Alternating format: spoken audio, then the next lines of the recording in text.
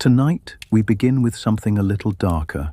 We're digging into ancient Egypt. Forget the golden pharaohs and the epic Hollywood stories they sold you. The history of ancient Egypt is carved in stone, a testament to the power of dudes with names like Ramses the Great and Thutmose the Conqueror. Their names echo through millennia, synonymous with absolute power. The truth? That's barely half the story. The real power behind the throne, the masterminds of the empire, weren't always the men we remember. They were the women who were deliberately forgotten. Before we deep dive into the history, my name is Boris, and I'd love to know, where are you listening from, and what was the best part of your day? Feel free to share it in the comments below. And if you find comfort or curiosity in these calm history journeys, consider giving the video a like and maybe even subscribing for more. Now, settle in. Let's drift gently into the past. The good news? In the sands of Saqqara, archaeologists are constantly unearthing new secrets. Just recently, they found the tomb of a queen named Neith we didn't even know existed. The bad news? It just proves how much of the official record is a lie. For every king whose story is set in stone, there's a shadow narrative, a tale of a queen, a consort, or a mother who was really pulling the strings. Long before Hatshepsut or Cleopatra, another woman broke the ultimate glass ceiling. Her name was Sobekneferu, and she wasn't a regent or an influential wife. She was king. Congratulations.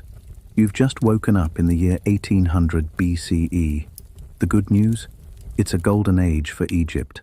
Your dad, Amenemhat III, was a beloved pharaoh, and the kingdom is rolling in cash. The bad news? After your father's long reign, your brother, Amenemhat IV, took the throne, and now he's dead. And here's the real kicker. He died without a male heir. For a civilization built on the divine right of a male king, this was a 5-alarm fire. The line was broken. The patriarchal order was facing a power vacuum that could easily explode into civil war. Into this void stepped Sobekneferu. As the daughter of the great Amenemhat III, her bloodline was perfect. In a move of staggering audacity, she didn't just hold the throne for some distant cousin. She claimed it for herself. She took the full royal titles, becoming the first woman we can point to without a doubt who ruled Egypt with the full powers of a pharaoh. Her name, Sobekneferu, means the beauty of Sobek, a nod to the terrifyingly powerful crocodile god who symbolized the pharaoh's might. It was a clear statement, but she didn't just copy the men. She blended male and female identity in a revolutionary way. Surviving statues show her wearing the traditional male kilt over a female dress. She wasn't pretending to be a man. She was asserting that a woman could be pharaoh, and if you had a problem with it, she had a crocodile god to back her up. Her reign was short, maybe 4 years. She inherited a kingdom that was already starting to fray at the edges. Still, she got to work, finishing her father's building projects and starting her own. She wasn't just a caretaker, she was an active pharaoh. The end of her reign also marked the end of the glorious 12th dynasty. Without an heir, her death led to a period of chaos and foreign rule. Her reward for holding the country together? Being largely written out of mainstream history, a weird little footnote for later chroniclers who couldn't stomach the idea of a female king. But Sobekneferu was no footnote. She was a trailblazer. She proved the throne of Egypt didn't need a man. It needed a pharaoh. Fast forward nearly 300 years. Egypt is now in its most powerful era, the New Kingdom, the Age of Empire. But before the legendary conqueror Thutmose III could become the Napoleon of Egypt, he was just a kid, and his path to the throne was blocked by one of the most successful rulers in Egyptian history, his stepmother, Hatshepsut. Her story starts with a strategic marriage to her half-brother, Thutmose II. When he died, the heir was a young boy, Thutmose III, born to a lesser wife. Following tradition, Hatshepsut became regent. The good news: as the Dowager Queen, she gets to rule on behalf of her young stepson. The bad news: for everyone who underestimated her, she wasn't content just keeping the throne warm. Within 7 years, she made her move. She didn't get rid of her stepson. Instead, she just had herself crowned as his co-ruler and senior partner. She declared herself Pharaoh. To justify this, she launched one of the most brilliant PR campaigns in ancient history. She had it carved into the walls of her temple at Deir el-Bahri that her real father was the god Amun-Ra himself, who visited her mother in disguise. Try arguing with that divine paternity test. And to cement her authority, she adopted the look of a male king. Statues show her with the kilt, the bare chest, even the fake ceremonial beard. Everyone knew she was a woman. This was about branding. The office of Pharaoh was a male role with a set uniform. To be taken seriously, she had to wear the uniform, and she proved she deserved it. Her reign of over 2 decades was one of peace and incredible prosperity. Hatshepsut was a builder, not a warrior. Her masterpiece was her temple at Deir el-Bahri, a stunning structure that still takes your breath away. Her most famous stunt was a massive trade expedition to the mythical land of Punt. This wasn't just a shopping trip for incense and ebony, it was a masterclass in public relations. The reliefs show her ships returning with riches, including live myrrh trees that were planted in Egyptian soil, a symbolic act of bringing the wealth of the gods home. All this time, Thutmose III, her co-ruler, was head of her armies, learning the ropes. But after Hatshepsut's death, things got weird. About 20 years into his own reign, Thutmose III started a campaign to erase her from history. Her name was chiseled out of monuments, her statues smashed. For a long time, historians chalked this up to bitter revenge. The truth? It was likely just cold, hard politics. Thutmose III probably needed to re-establish the narrative of an unbroken male line of succession for his own son. He had to erase the dangerous precedent that a woman could become king. The fact that he waited 20 years to do it shows just how powerful her legacy was. His attempt at erasure was so complete that for centuries she was lost to history. A ruler so successful, her successor's only move was to pretend she never existed. Not all powerful women in Egypt needed to wear the false beard. Some ruled from the traditional position of queen, turning it into a job of unprecedented authority. No one did this better than the formidable Queen Tiye, wife of Amenhotep III, mother of Akhenaten and grandmother of King Tut. Her story is wild from the start because she wasn't royal. Her parents were wealthy nobles, but commoners. Congratulations, you're Amenhotep III, the most powerful man on earth. You can marry any princess from any kingdom. So who do you choose? A non-royal. This wasn't just love. It was the ultimate power flex. He was so secure on his throne he could afford to break tradition, and he made sure everyone knew how important she was. He issued commemorative scarabs, think of them as ancient press releases, that named her as his great royal wife and, in an unheard-of move, also named her commoner parents. From then on, her name and image were everywhere, right next to his, suggesting near-equal status. He even built a temple for her, where she was worshipped as a living goddess. Real talk, the proof of her power is in the mail. We have a cache of diplomatic tablets called the Amarna letters. In these letters, foreign kings are writing directly to Tiye. The king of Mitanni wrote to her to make sure their alliance would continue after her husband died. In the deeply patriarchal world of ancient diplomacy, that's insane. It shows she was, for all intents and purposes, Egypt's foreign minister. Her influence didn't stop when her husband died. She was a revered elder stateswoman in the court of her son, Akhenaten. The king of Mitanni kept writing to her, at one point complaining that her son was cheaping out and sending him gold-plated statues instead of solid gold ones. You don't write that letter to a powerless widow. You write that to the real boss, the matriarch who you know is still pulling the strings. Ta didn't need the title of Pharaoh. Her authority was absolute. Our final queen needs no introduction, Cleopatra.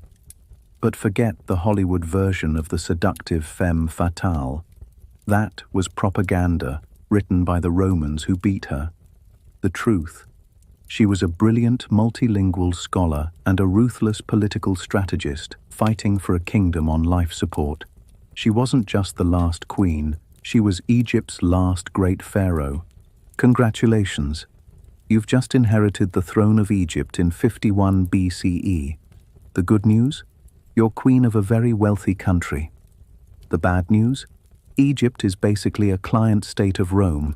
Your own family is a nest of vipers, and your brother, who is also your co-ruler, has just driven you out of your own capital. So what do? When Julius Caesar arrived in Egypt, Cleopatra saw her chance. The legend says she had herself smuggled to him wrapped in a carpet. This wasn't just seduction, it was a daring, high-stakes job interview with the most powerful man in the world, and she nailed it.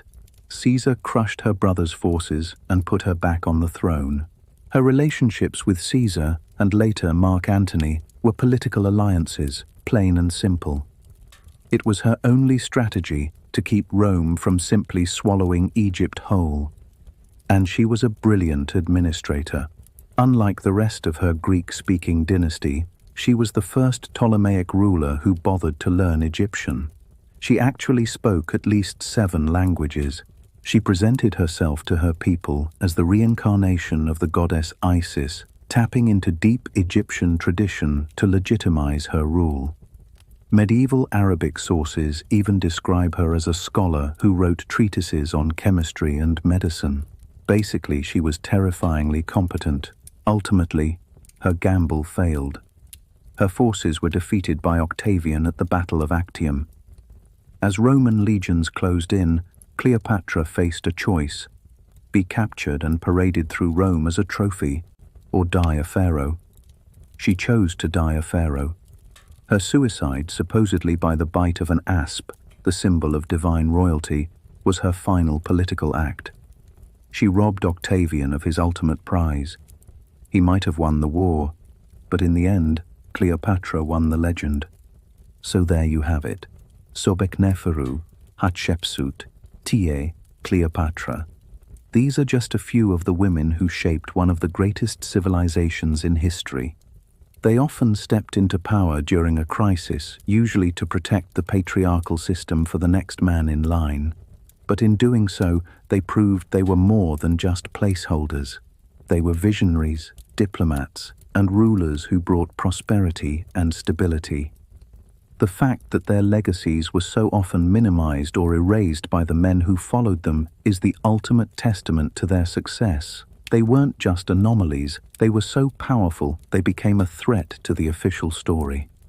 Today, as the sand keeps revealing new tombs and new names, that story is changing. These women remind us that the history we're taught is never the full story. The real power is often found in the footnotes, in the shadows behind the throne, and in the silenced voices that are only now beginning to speak again. Let me know in the comments which forgotten queen you think deserves her own story. When we think of ancient Egypt, we tend to picture pyramids, pharaohs, and gold. We see images of powerful rulers, monumental temples, and the serene, mysterious face of the Sphinx. This is the Egypt of museum exhibits, a vision of grandeur and divine order. But the reality of daily life along the Nile was often far stranger and more complex than this popular image suggests. History isn't only written in stone and gold. Sometimes it is found in medical prescriptions for crocodile dung, in artistic depictions of strange wax cones worn at parties, and in the bodies of the dead, which tell a story of both medical innovation and widespread disease. the civilization that built monuments to eternity was also one of deeply human and sometimes bizarre habits and beliefs. These are some of the truths that are often overlooked in general histories, details that reveal a side of the ancient Egyptians that is both surprisingly inventive and profoundly different from our own world. We're now going to look at 5 real and genuinely bizarre aspects of ancient Egyptian life that are revealed to us through the surviving evidence.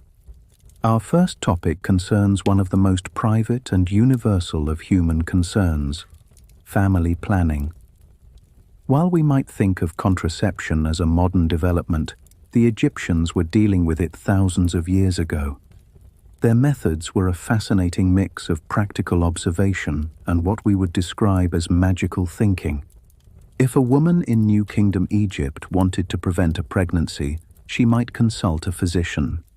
That physician would refer to one of the great medical texts of the age, such as the Kahun Gynecological Papyrus, the oldest known medical text dating to around 1800 BCE, or the Ebers Papyrus from about 1550 BCE.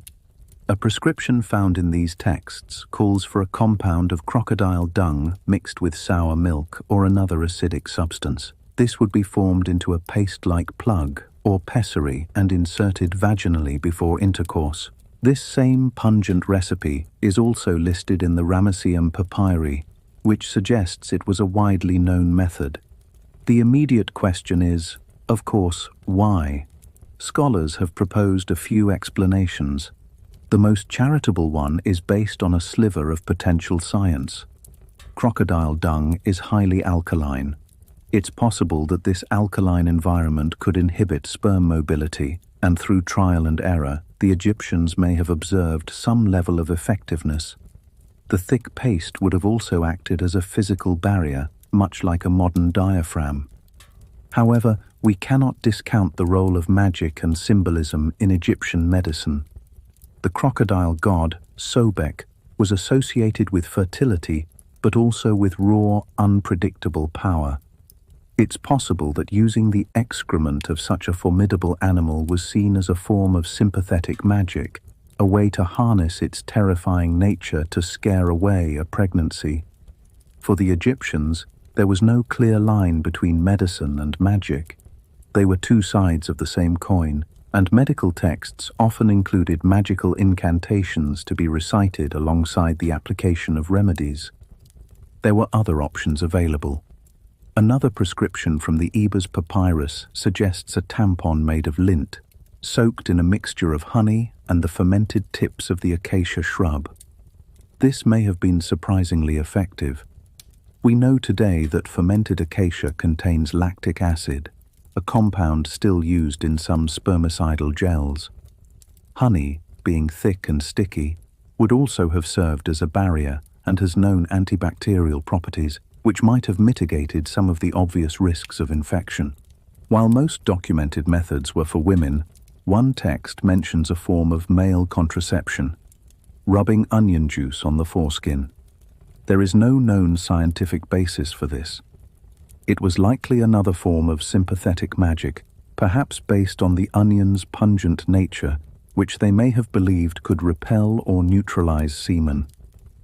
What this all tells us is that the ancient Egyptians were active experimenters, grappling with fundamental aspects of human existence. Their approach was a complex brew of keen observation, questionable ingredients, and a deep-seated belief that the magical and physical worlds were inextricably linked. From the private world of medicine, let's turn to the public sphere, specifically an ancient Egyptian banquet. Tomb paintings from the New Kingdom, particularly from the 18th and 19th dynasties, frequently show scenes of festivities where the elite guests wear a solid cone-shaped object on top of their wigs or heads. As the party progresses, these cones appear to melt and release a perfumed substance down their hair and shoulders. This is the unguent cone, or perfume cone.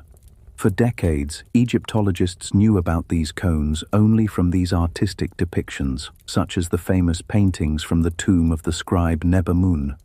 Because no actual cones had ever been found, Some scholars argued they were purely symbolic, perhaps like a halo in later art, representing a state of blessedness or a divine scent. The idea seemed impractical and messy. Then, in 2009, archaeology provided an answer. An excavation at Amarna, the city built by the pharaoh Akhenaten, discovered the first physical examples of head cones. They were found in the graves of two non-elite individuals, one of whom was a woman buried with the cone still resting on her hair. Analysis revealed the cones were made of beeswax. This discovery confirmed that head cones were not just an artistic convention, but a real physical part of Egyptian life. The prevailing theory is that they were a form of slow-release perfume. The cones were likely made from a base of animal fat or beeswax, infused with fragrant resins and oils like myrrh or frankincense. In a warm, crowded banquet hall, body heat would gradually melt the cone, releasing the perfume continuously. In a hot climate before modern deodorants, this was an ingenious solution for staying fresh. It was also a status symbol. The expensive imported resins and oils required to make them meant that wearing one was a display of wealth. Beyond status, the cones likely had other functions. The melted fat would have moisturized the skin and hair against the dry climate and may have served as an insect repellent.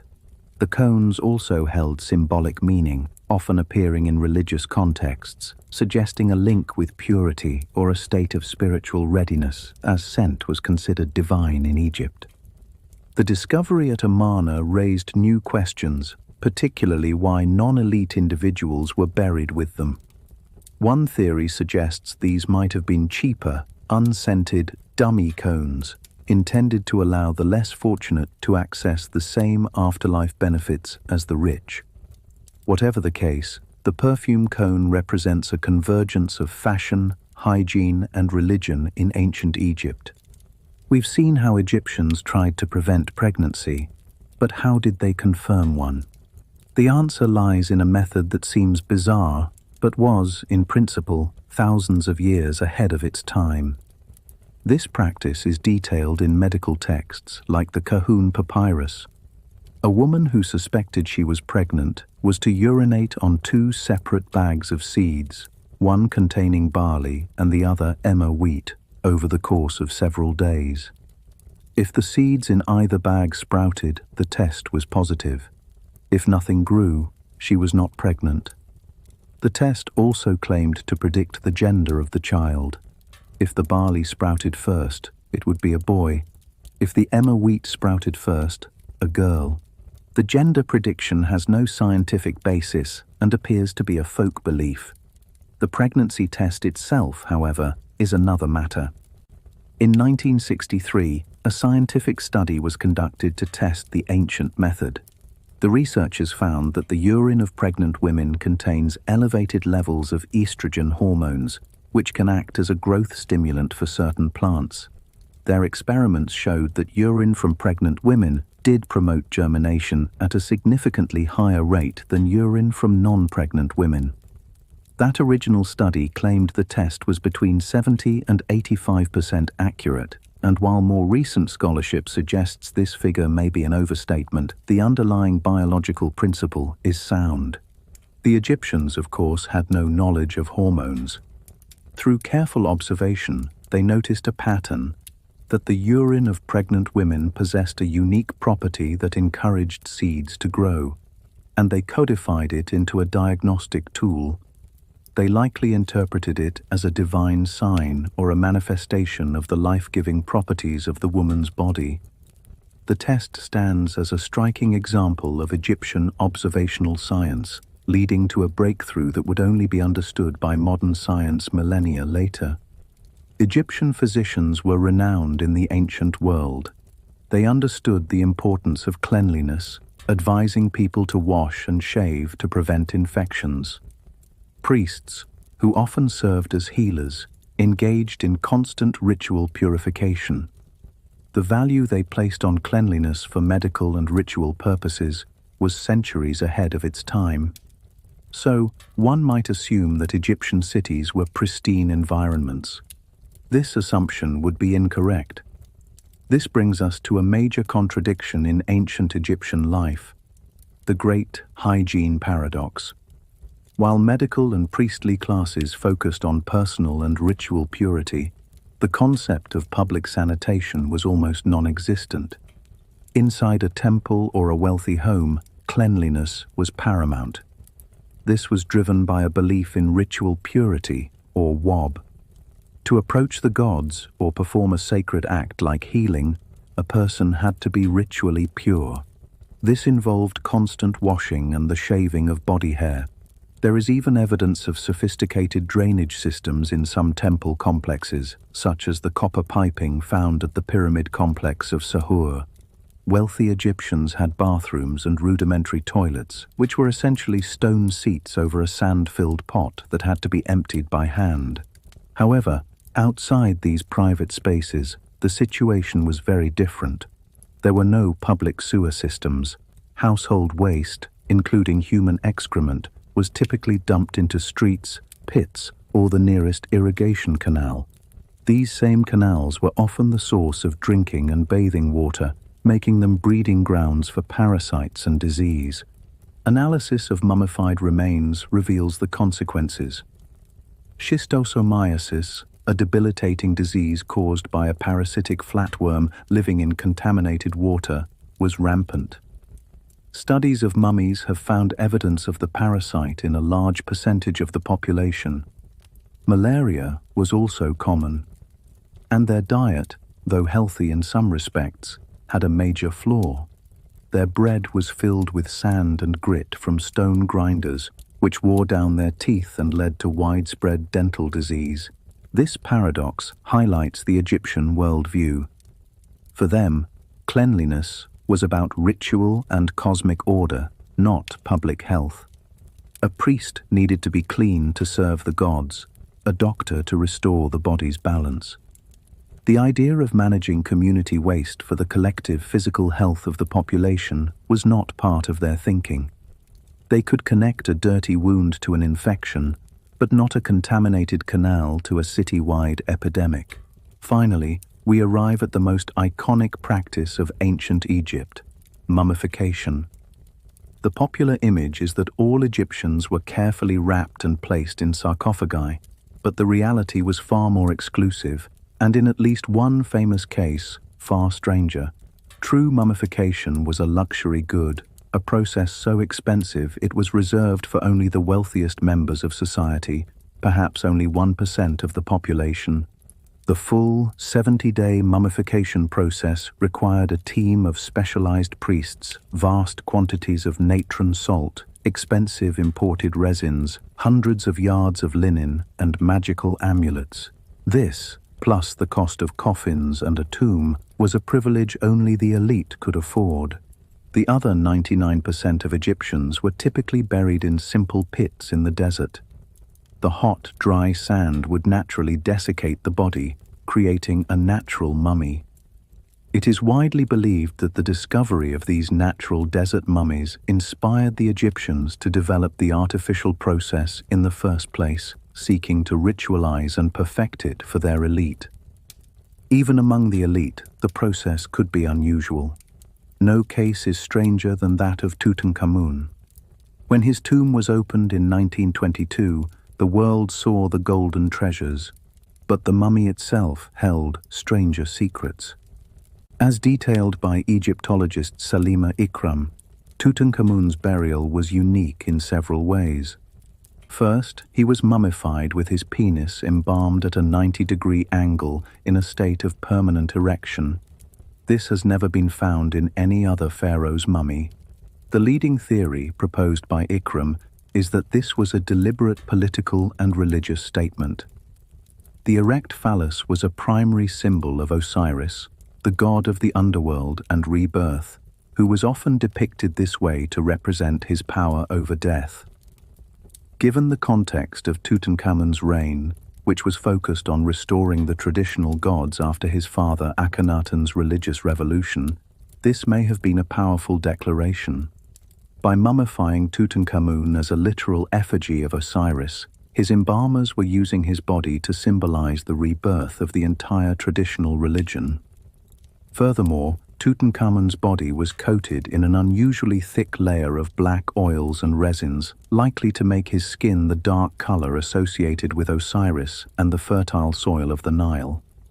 It's been theorized that this liquid may have caused a chemical reaction that led to the mummy spontaneously combusting inside the sarcophagus. His heart, the one organ almost always left inside the body, was also missing. While the reason is still debated by scholars, some have speculated this may be another reference to the myth of Osiris, whose heart was dealt with by his brother, Seth.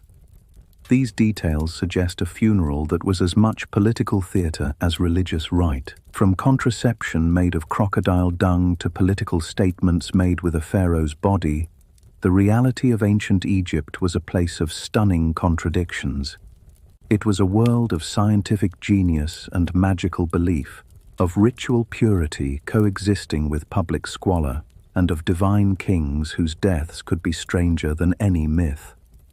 These 5 facts pull back the curtain on this ancient civilization. They replace the monolithic image of pyramids and pharaohs with a vision that is far more complex and human. We see a people grappling with the same concerns we do today: health, family, and social status, but their solutions were rooted in a worldview entirely their own. The next time you see a golden sarcophagus, remember the melting perfume cones, the barley seeds, and the strange case of King Tutankhamun. History is never just about the grand monuments. It's about the strange, shocking, and deeply human details that truly bring the past to life.